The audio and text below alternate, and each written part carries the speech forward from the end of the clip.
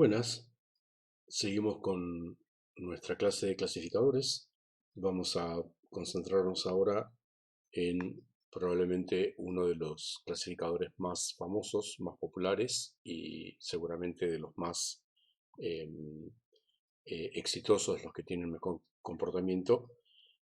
Son los Support Vector Machines, las máquinas de vector soporte, que, bueno, como ya dijimos en su momento, la idea básica de la clasificación lineal se basa en particionar al espacio de atributos en dos mitades, o sea, encontrar un hiperplano que separa al feature space en dos subespacios, de manera tal de que en uno queda todos los casos de una categoría y en el otro subespacio quedan todos los casos de la otra.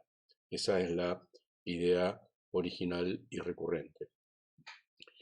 Bueno, en SVM nosotros em, utilizamos esta idea, pero van a ocurrir dos cositas, ¿no es cierto?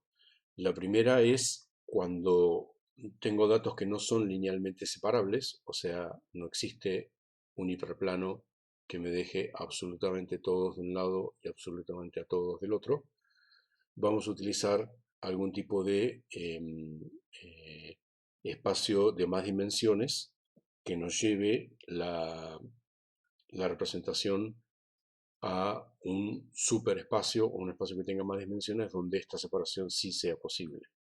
Esa es la función kernel que vamos a utilizar que nos genera una separación más fácil.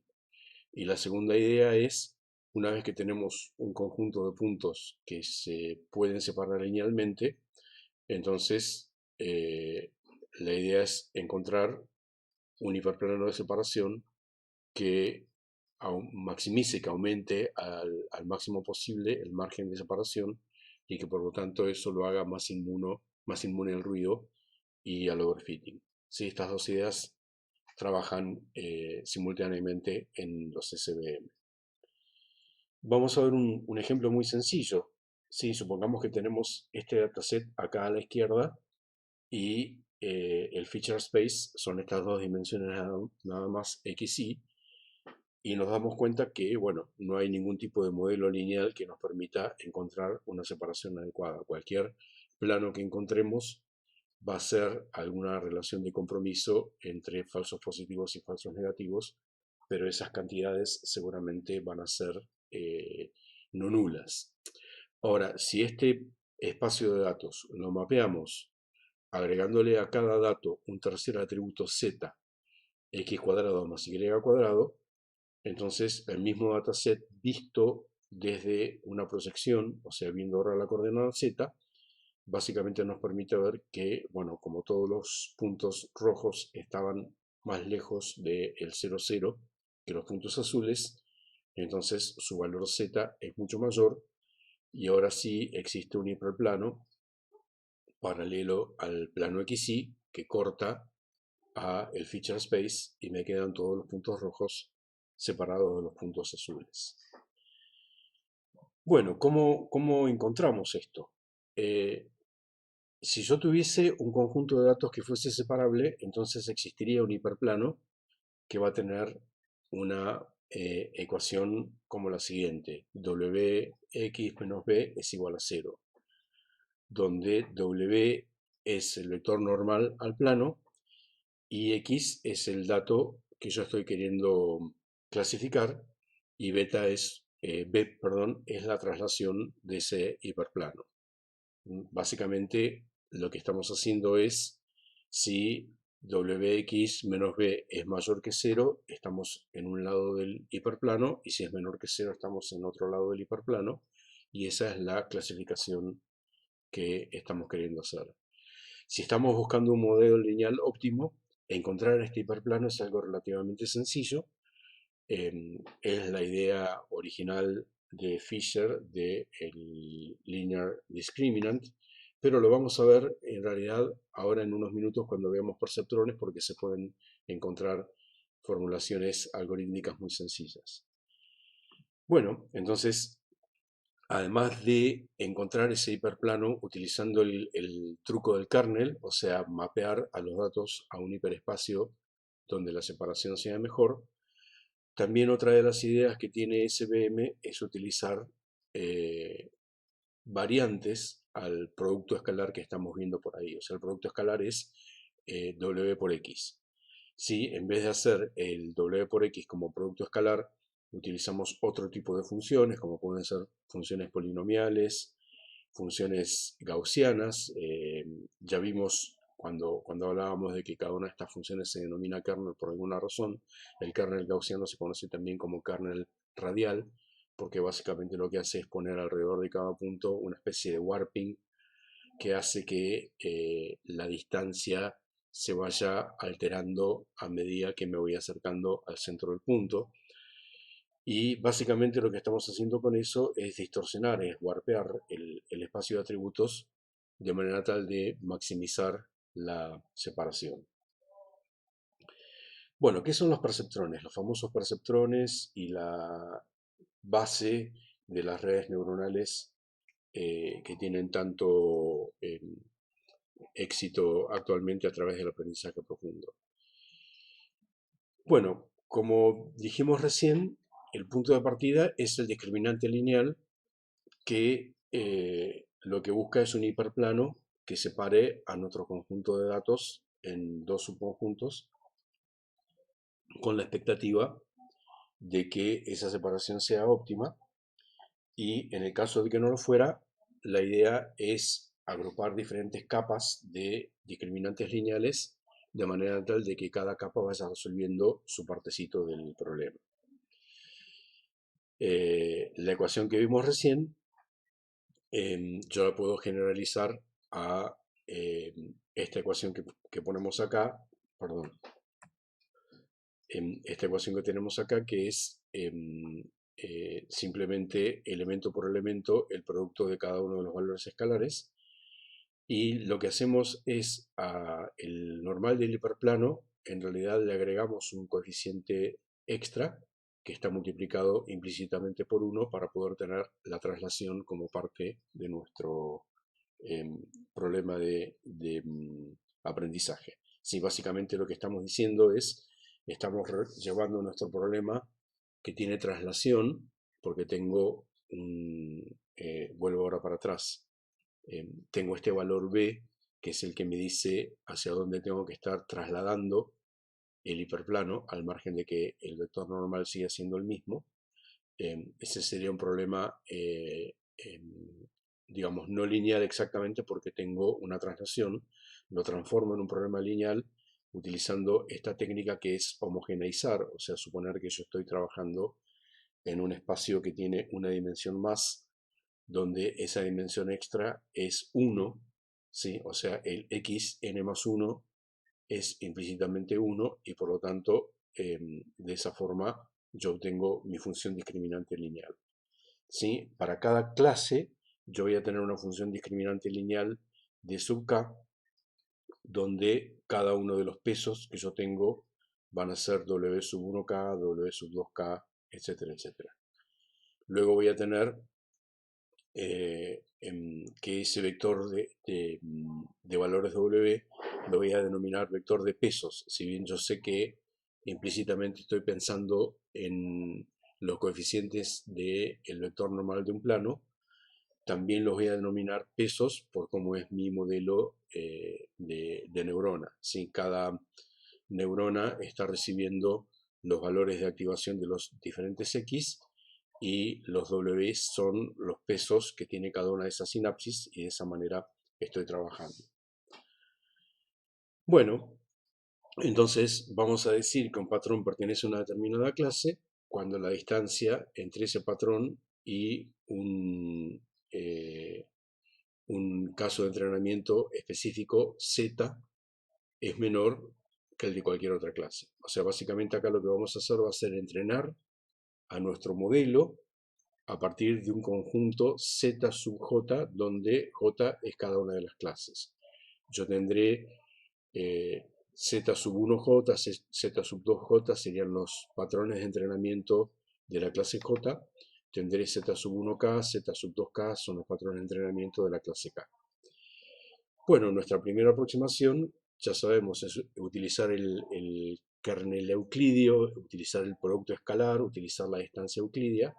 Entonces, para evaluar las distancias, no estamos poniendo Mahalanobis, no estamos poniendo acá la covariancia, estamos trabajando directamente en un espacio lineal y por lo tanto la cuentita que nos queda cuando hacemos este producto escalar es x traspuesta por x menos 2 por x traspuesta por z más z traspuesta por z.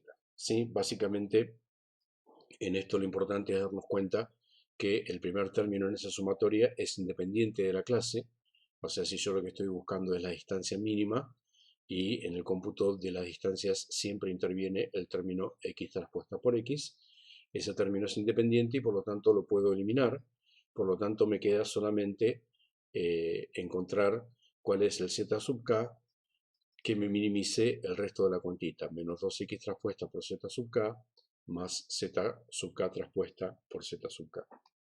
¿Sí? Yo lo que quiero hacer es minimizar eso, entonces me puedo mover maximizando el cambio de términos y eso lo puedo hacer pensándolo como que básicamente cuando tengo dos clases que están compitiendo entre sí, hay un hiperplano que las separa, que digamos, sale de esta cuentita que está acá, pero que explicado muy rápidamente es simplemente un hiperplano que es perpendicular a un vector que está uniendo a zj con z sub k y que está a mitad de camino entre ese vector. ¿Sí? Esto es algo muy parecido a lo que ya mencionamos cuando hablábamos de la maximum likelihood. Básicamente lo que hacemos es en nuestro espacio de atributos, yo tengo dos puntos que serían mi z sub j y mi z sub k, que serían los patrones de entrenamiento para la clase j y para la clase k, y lo que quiero hacer es entender cómo es el hiperplano que separa al espacio de atributos entre los más cercanos a uno y los más cercanos a otro. Entonces, esa cuentita que hemos puesto ahí, que tenemos aquí como hiperplano de decisión, básicamente es, yo tengo los dos puntos que se corresponden con z sub j y z sub k, imagino que hay un vector que los une, el hiperplano es ortogonal a ese vector que los une y está a mitad de camino entre z sub j y z sub k. ¿Sí? Esa es la matemática subyacente. Esto es, insisto, teoría tanto de maximum likelihood como de linear discriminant analysis y otros métodos. Ahora, ¿cómo hago yo para entrenar y encontrar ese plano a partir de los casos de entrenamiento?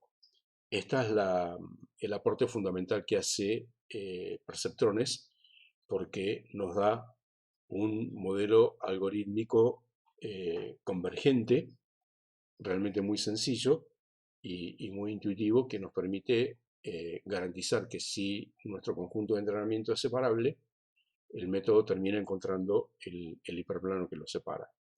Lo que vamos a hacer ahora es representar nuestra formulación en el espacio de los pesos, o sea, no vamos a pensar ahora en el espacio de los atributos.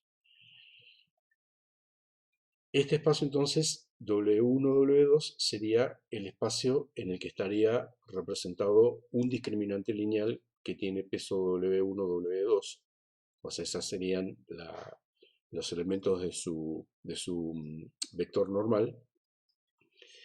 Y lo interesante es entender que ahora un dato, sea un patrón de entrenamiento o un dato que quiero clasificar, básicamente lo que hace es representarme dentro de este vector de los pesos una región donde me está dando sí o me está dando no. O sea, supongamos que yo elijo ahora el primer patrón de entrenamiento. El primer patrón de entrenamiento es Z sub 1, 1. ¿Sí? Z sub 1 porque pertenece a la clase 1 y supra 1 porque es el primer caso de entrenamiento de la clase 1. O sea, básicamente yo lo que tengo es Z1, Z2 representan la clase 1 y la clase 2, y tengo a su vez un subíndice que me está determinando si es el primero o el segundo de los casos de entrenamiento de esa clase. Entonces, Z11 básicamente es un hiperplano que tiene una determinada orientación y que me dice todos los vectores de peso que están en esta región van a estar correctamente clasificados respecto de Z11. Y todos los vectores de peso que estén en esta región del el espacio de vectores de peso me van a dar una clasificación arbitraria. O sea, básicamente lo que me está diciendo es cualquier par W1, W2 que esté en esta mitad del espacio de los pesos posibles es un par de pesos W1, W2 admisible para clasificar correctamente a Z sub 1, 1. Bueno, Z sub 1, 2 sería este plano que está acá y esta sería su región. Perdón, Z sub 1, 2 es este que está acá y esta sería su región. Y Z sub 2, 1, que es este que está acá, yo lo quiero clasificar como que no. O sea, Z sub 2, 1 es algo que yo quiero rechazar, no es algo que yo quiero aceptar. Entonces, la región aceptable es la que está orientada negativa respecto de ese plano. Entonces, la zona sombreada que yo tengo acá es la zona en la cual la distancia o la orientación de los patrones cualesquiera sea, dados esos pesos, me va a dar positiva respecto de Z11, me va a dar positiva respecto de Z12 y me va a dar negativa respecto de Z21. Cualquier vector de pesos que esté en esta región sombreada me está clasificando adecuadamente a los tres patrones que yo tengo. Me está diciendo que Z11 es sí, Z12 es sí y Z21 es no. Estoy logrando esa clasificación. Ahora, ¿cómo hago yo para encontrar esa región de convergencia? Ese es el problema fundamental que yo tengo. Entonces, la idea es, si yo tengo un patrón que está siendo mal clasificado, tengo un dato que está siendo mal clasificado, o sea, supongamos que en este caso yo tengo un dato que pertenece a la clase 1 y sin embargo mis pesos están por acá.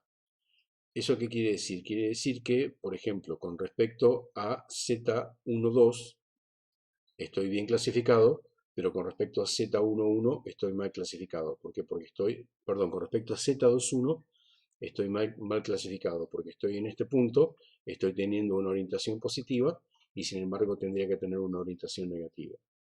¿Sí? O sea, básicamente lo que está ocurriendo en este caso es que un negativo está siendo clasificado como positivo y tendría que ser clasificado como negativo. Estoy teniendo un falso positivo. Si tengo un falso positivo, yo lo que tengo que hacer para volver a la región de convergencia es tomar el caso de entrenamiento específico con respecto al cual estoy clasificando mal, en este caso Z21, y moverme ortogonal al hiperplano determinado por el patrón de entrenamiento, el caso de entrenamiento, en la dirección contraria. ¿Sí? O sea, si estoy en esta región porque tengo un falso positivo, lo que tengo que hacer es restarle la ecuación del plano del caso positivo respecto del cual estoy clasificando mal. Si, por ejemplo, yo tuviese un falso negativo, eso quiere decir que estaría, por ejemplo, en un lugar como este. Si estoy en un lugar como este, estoy negativo. Estoy negativo respecto de los dos casos de entrenamiento positivo, respecto de Z12, perdón, estoy negativo respecto de Z12 y estoy negativo respecto de Z11.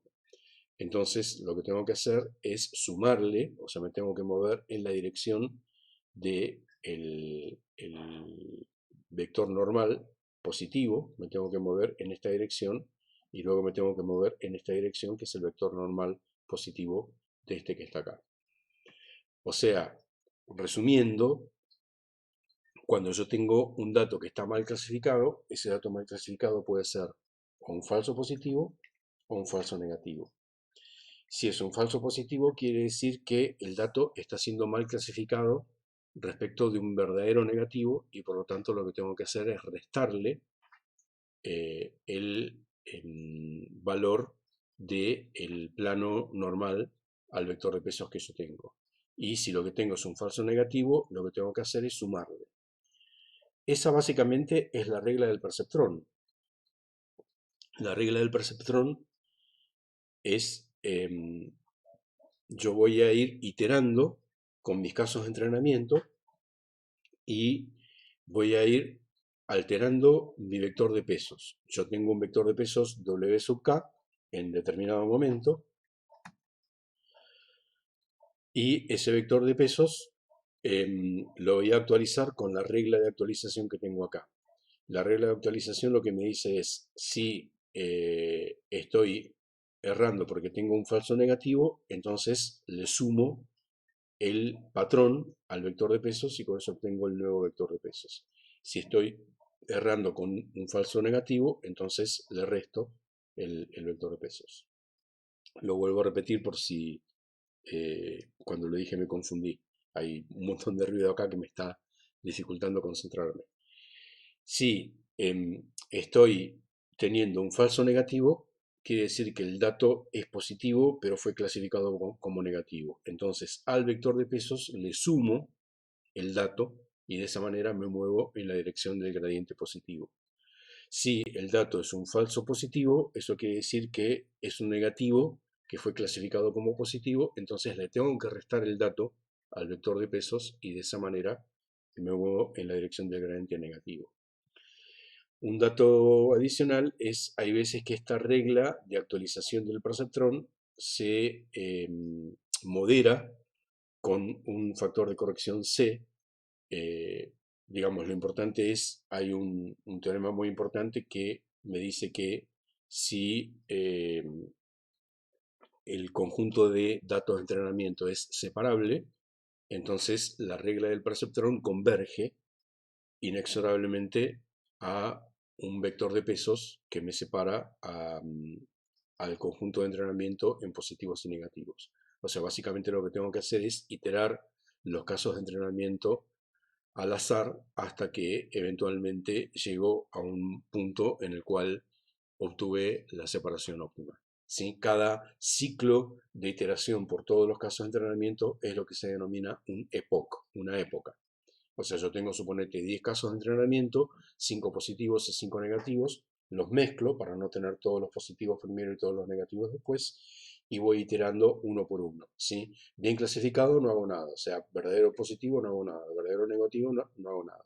Falso positivo, le resto el conjunto de, le resto el valor del dato al vector de pesos. Falso negativo, le sumo el vector entre caso de entrenamiento al vector de pesos.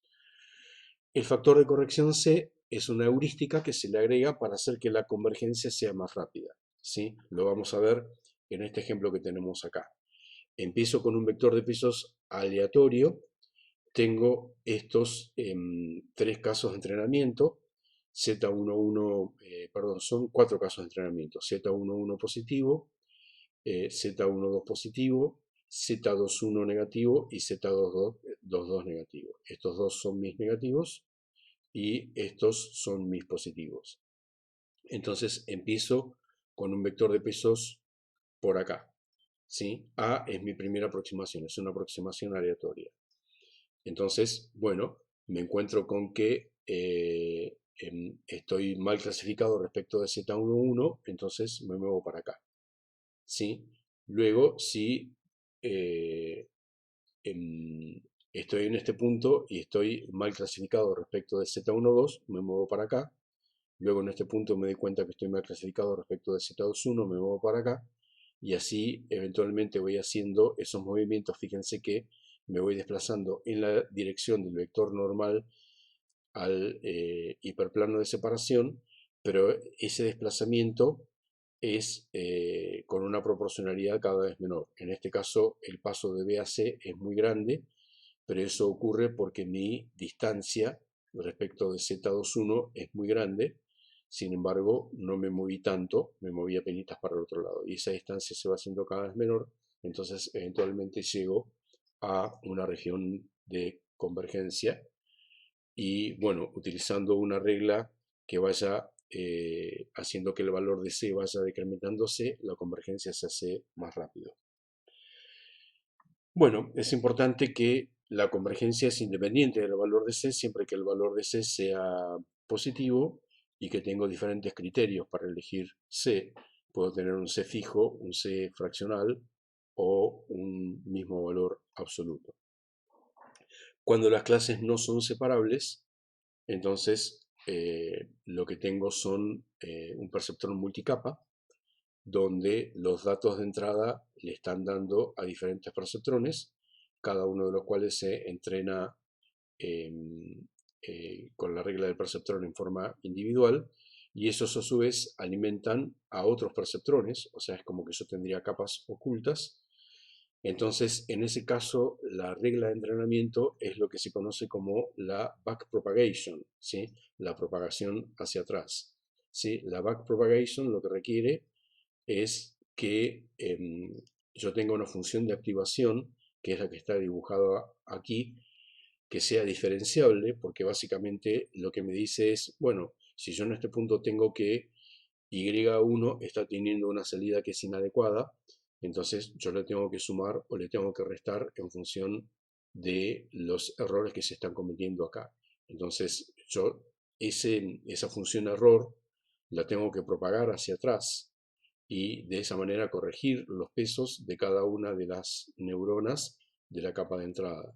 Eso lo tengo que hacer en función de la importancia que está teniendo la activación de cada una de las neuronas de la capa de entrada en la activación de la neurona, en este caso Y1, que es la que yo quiero activar. Eso yo lo puedo determinar en función de la derivada de mi función de activación. Las funciones de activación en general que se utilizan son muy sencillas. La más popular en este momento es una que se llama ReLU, que básicamente es una identidad rectificada. O sea, básicamente cuando tengo activación negativa, correlación a 0, y cuando tengo activación positiva, utilizo la identidad. Eso hace que yo tenga una derivada muy sencilla, porque la derivada en la zona negativa es 0. O sea, cuando estoy en una zona de activación negativa, no me interesa aplicar la backpropagation porque las neuronas que están generando una activación negativa no tienen influencia en el error. Y cuando tengo activación positiva, directamente, como la derivada de la recta de identidad es 1, directamente propago la regla del perceptrón hacia atrás en forma idéntica. Tengo el problema de ver qué es lo que hago en el 0, porque en el 0 tengo una no linealidad en la derivada. Eso, bueno, se puede resolver de muchas maneras numéricas. Bueno, estaríamos dejando acá esta segunda parte de nuestra clasecita de clasificadores y en la próxima entrega ya la terminamos. Muchas gracias.